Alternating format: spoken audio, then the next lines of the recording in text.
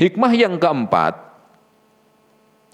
yang keempat di dalam doa iftitah yang Rasul ajarkan kepada kita, dan itu banyak sampai 10 sampai 12 doa iftitah.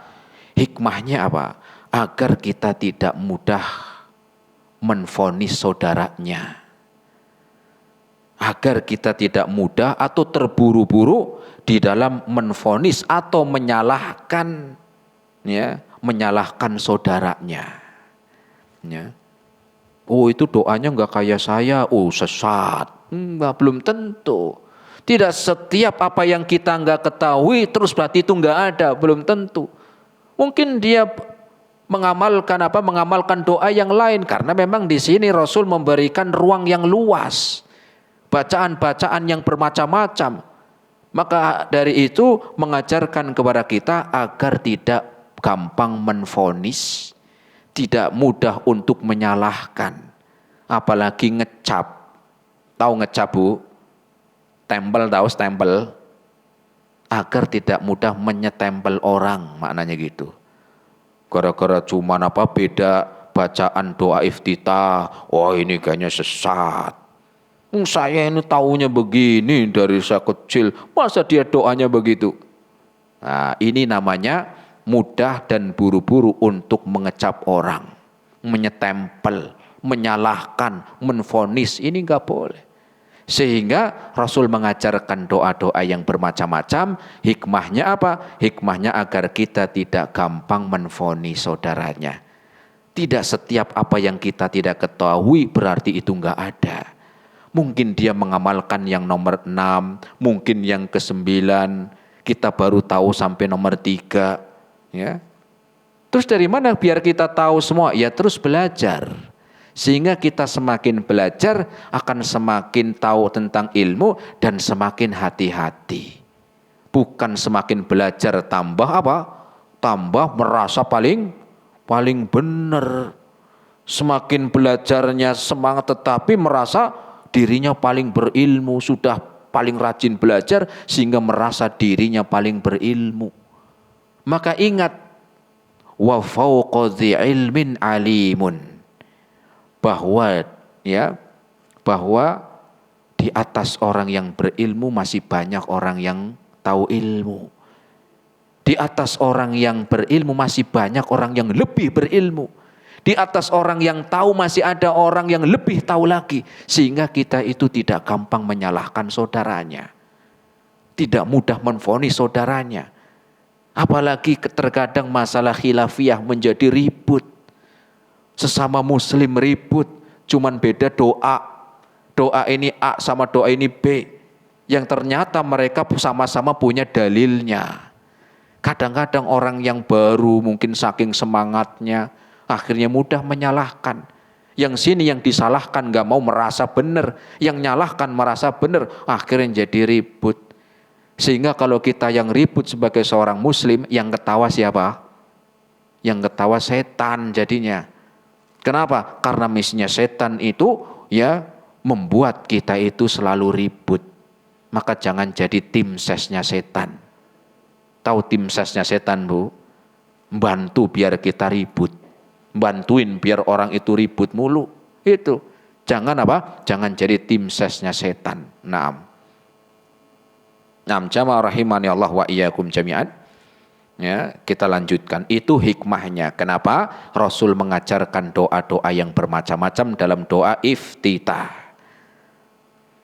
Nah, doanya apa aja? Nah, ini kita akan sampaikan. Ini saya sebutkan 3. Ya. Saya tadi sampaikan di awal bahwa doa iftitah itu banyak, 10 sampai 12. Ini saya pilihkan yang pendek, yang ringkas. Menimbang masih banyak teman-teman jamaah yang masih awam, yang keduanya mungkin ya yang baru masuk Islam, ya, sehingga kita pilihkan yang ringkas. Bukan berarti yang panjang enggak ada. Kalau mau saya tunjukkan, kalau mau saya saya sampaikan, ya. Tapi di sini saya sebutkan 3. Yang pertama bisa dicatat. Yang pertama bisa dicatat jamaah. Doa iftitah yang pertama, siap, pernah dicatat? Ya, siapkan buku tulisnya, ngaji itu membawa buku, membawa pulpen biar mencatat ilmu. Jangan cuma dengerin, akhirnya kalau nggak nyatet pulang lupa. Ilmunya cuma masuk telinga kanan, keluar telinga kanan lagi, kan mental. Yang pertama doanya, alhamdulillahi hamdan katsiran thayyiban mubarakan fihi. Oh, pelan-pelan ya, saya ulangi. Catat siap-siap ibu-ibu. Alhamdulillahi. Alhamdulillahi hamdan katsiran. Hamdan katsiran. Sudah? Thayyiban mubarakan. Thayyiban mubarakan fihi. Saya ulangi. Alhamdulillahi hamdan katsiran thayyiban mubarakan fihi. Itu doanya yang pertama. Ringkas. Ya. Masih belum ingat? Nanti lihat videonya, putar lagi. Ya, videonya di Balu Bait nanti dibuka lagi. Itu doa yang pertama, alhamdulillahi hamdan katsiran thayyiban mubarakan fih.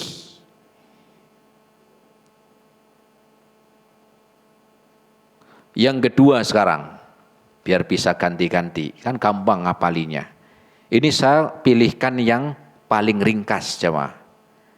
Kayak tadi, menimbang banyak yang teman-teman yang masih mungkin masih awam, ada yang baru masuk Islam, sehingga untuk menghafal lebih gampang. Ya, kapan-kapan kita sampaikan yang panjang begitu. Doa yang kedua, Allahu akbar kabiran. Allahu akbar kabiran. Allahu akbaru kabiran. Walhamdulillahi katsiran. Walhamdulillahi katsiran.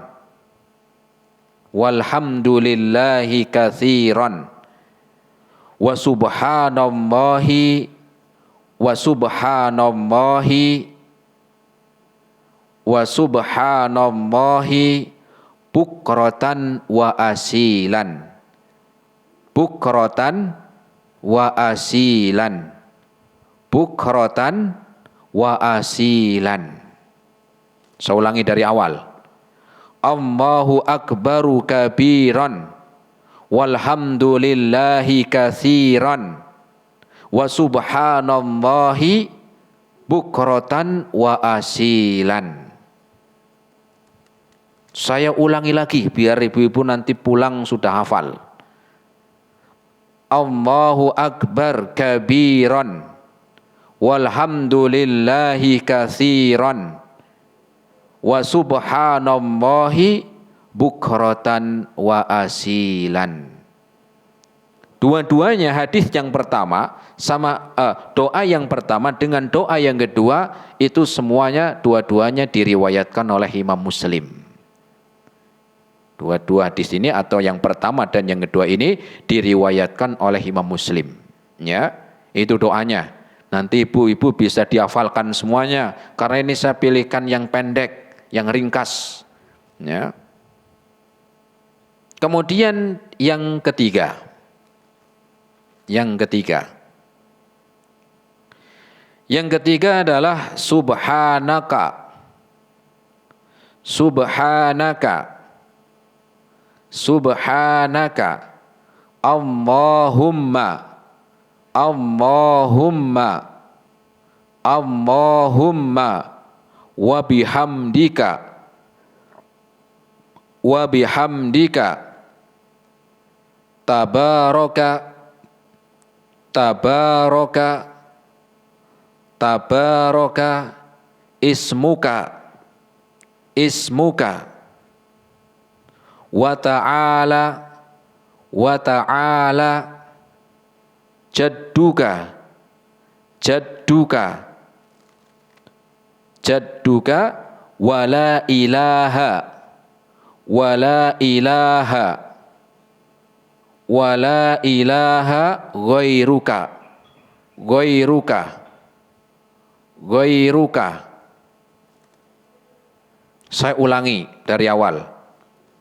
Subhanaka Allahumma wa bihamdika tabaraka ismuka tabarakasmuka, langsung disambung, tabarakasmuka wa ta'ala jadduka wa la ilaha ghairuka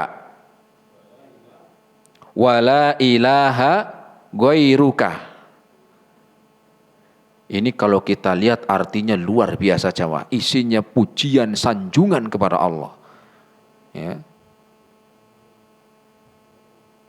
Ini doa yang ketiga, doa iftitah diriwayatkan oleh Imam Nasai, Al-Imam Abu Daud dan juga Imam At-Tirmidzi meriwayatkan hadis ini ya dari disebutkan dalam hadis Rasul mengajarkan kepada kita doa iftitah. Ya. Dan masih banyak tadi kita sebutkan 10 sampai 12. Ustadz kalau pengen tahu sisanya yang panjang-panjang di mana Ustadz? Ini nanti jamaah bisa ya ada bukunya, yaitu buku ini seperti ya contoh tapi ini bahasa Arabnya. Ya, sifat salat Nabi, tata cara salat Nabi. Dan ini sudah diterjemahkan. Sudah diterjemahkan ke bahasa Indonesia. Silakan kalau yang mau nanti ke toko buku tanya ya, mau beli buku sifat salat Nabi, penulisnya Muhammad Nasiruddin Al-Albani. Penulisnya siapa? Muhammad Nasiruddin Al-Albani. Nah, itu bukunya komplit. Ya, itu doa-doanya disebutkan semuanya. Ya, doa-doanya disebutkan semuanya di situ. Mau yang ringkas, sedang sampai yang panjang ada kurang lebih 10 sampai 12. Ya, ada disebutkan. Makanya judulnya apa? Judulnya Tata Cara Salat Nabi, kalau terjemahannya begitu. Tata Cara Salat Nabi yang ditulis oleh ya Muhammad Nasiruddin Al-Albani. Aslinya dalam bahasa Arab, tapi sudah diterjemahkan. Ya, Al-Albani. Al-Albani. Al-Albani begitu. Aslinya dari Albania. Ya, penulisnya dari Albania. Ya, mungkin daerah dekat-dekat Yordania sanalah. Ya, itu. Nah, jadi jamaah nanti yang pengen tahu lebih lengkapnya ya, sehingga tadi ingat-ingat ketika kita membaca doa iftitah ini, ketika ngelihat orang yang lain baca doa iftitah yang lain, jangan mudah menyalahkan. Jangan gampang menvonis. Loh Ustadz saya ngajarin di sana begini kok itu enggak. Ya. Sehingga apa? Karena kita baru menyebutkan 3 itu pun yang ringkas, karena saya menimbang tadi ya jamaah ya, pertama memang ya senang yang gampang, yang ringkas, yang mudah. Kemudian juga menimbang mungkin banyak yang masih awam atau mungkin yang baru masuk Islam, kita pilihkan apa? Doa-doa yang apa? Doa-doa yang ringkas dan mudah. Ya, dan mudah, dan semuanya ada dicontohkan oleh Nabi kita Muhammad sallallahu alaihi wasallam. Ya. Disebutkan oleh Al-Imam An-Nawawi, beliau mengatakan, "Idza amma ahadukumun nasa falyukhaffif." Ini khususnya imam nih, ada nasihat dari Imam Nawawi. Apabila salah seorang kalian ketika menjadi imam, falyukhaffif, maka ringkaskan bacaannya, ringankan bacaannya. Nah, dari sini saya apa? Ya, meringkaskan atau memilih yang mudah, meringankan bacaannya. Apa katanya Imam An-Nawawi? Beliau mengatakan fa inna fihim as-saghiru wal kabiru wad dha'ifu wal marid.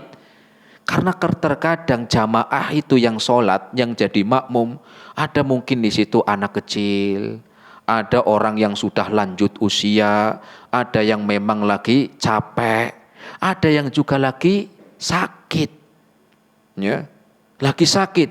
Fa idza shalla wahdahu falyusalli kaifa yasha. Tetapi kalau memang lagi sholat sendirian, silakan sholat sepanjang malam, monggo silakan. Membaca doa iftitah yang paling panjang juga silakan. Ya. Tetapi kalau jadi imam, maka apa? Ringankan bacaannya, ringkaskan bacaannya. Kenapa? Karena jamaahnya nggak kayak jenengan. Ada yang sudah tua, ada yang capek pulang kerja, pengen istirahat, ada yang lagi sakit, maksain ke masjid, maka ringankan. Jangan ukurannya kayak sendiri, baru pulang dari pondok pesantren. Biasanya bacanya panjang, wah ternyata salam, udah nggak ada orang. Alias bubar, ya sholat sendiri mungkin. Maka itu nasihatnya Imam An-Nawawi. Nah, kemudian mana yang lebih utama? Misalnya kita baca doa iftitah dalam satu kali sholat itu kita baca 2 atau 3 atau baca 1. Ini kan tadi diajarinya 3 yang ringkas. Itu saya baca semua, apalagi lagi semangat baru pulang ngaji langsung saya hafalin. Ketika sholat nanti saya baca 3-3-nya semuanya. Dengan baca salah satu, mana yang lebih utama? Maka kalau kita melihat Rasul tadi mengajarkan kepada kita meratakan. Meratakan itu maknanya ganti. Sholat maghrib nomor pertama, sholat isya ganti nomor yang kedua, sholat subuh nanti baca yang ketiga. Itu tidak dari awal sampai nomor 3. Gimana kalau tetap dibaca? Ya nggak apa-apa, boleh. Tapi ingat tadi, kalau misalnya dengan sholat sendiri, kalau jadi imam nanti kepanjangan. Apalagi 12 itu dihafalin semuanya. Nggak selesai-selesai nih. Makmumnya mikir, ini kok kapan baca surat Al-Fatihahnya nih? Jangan-jangan tidur nih diem. Ternyata lagi membaca semuanya. Ya, kalau ini mending masih ringkas, masih cepat.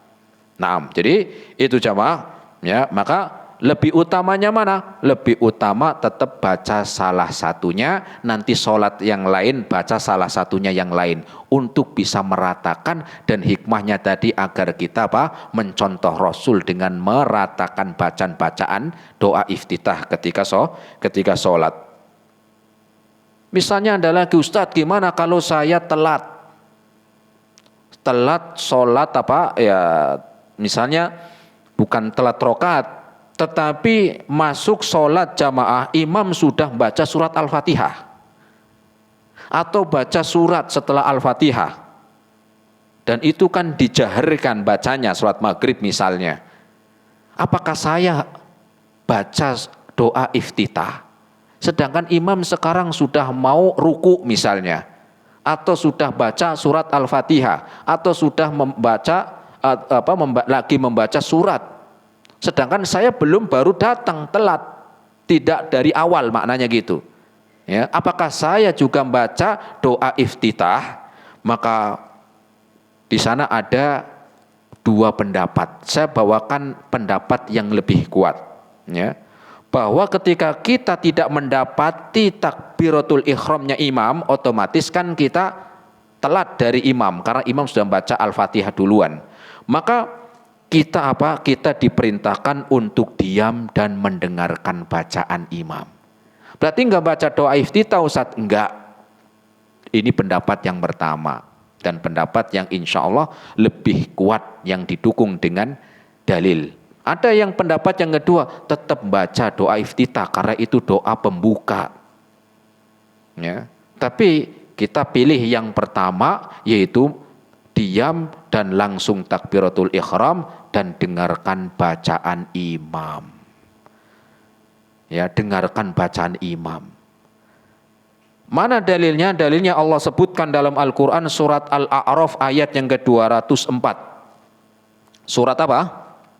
Al-A'raf ayat 204. Allah subhanahu wa ta'ala berfirman, wa idza quri'al Qur'anu fastami'u lah wa ansitu la'allakum turhamun. Dan apabila dibacakan Al-Quran, maka dengarkan, dengerin, Lah kira-kira kalau imam lagi baca surat jenengan telat ke situ nggak dari awal, jenengan sibuk apalagi baru ngapalin. Ini yang mana tadi nomor 2?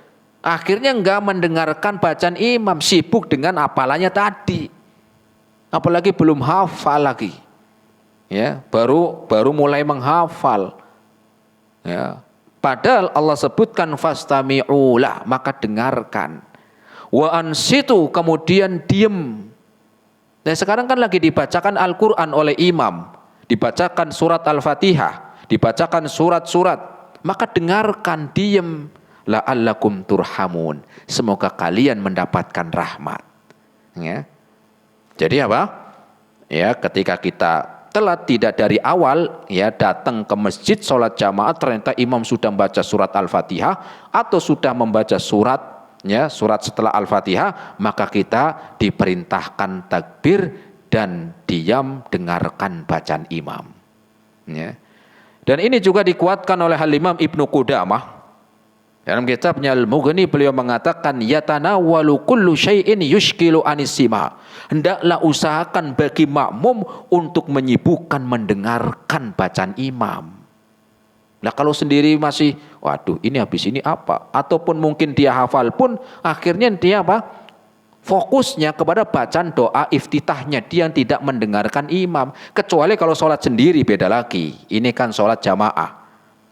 Wal insatu minal istiftahi wa ghairih, dan kemudian diam dari apa? Dari membaca doa iftitah. Ya. Dan diam dari membaca doa iftitah ataupun surat Al-Fatihah ketika dengar imam. Ya, biar lebih fokus ke sana. Ya, biar lebih fokus mendengarkan bacaan imam. Sudah ada imam tinggal ngikutin aja. Loh kadang-kadang sini baca, imam baca, akhirnya yang sini ganggu sebelahnya.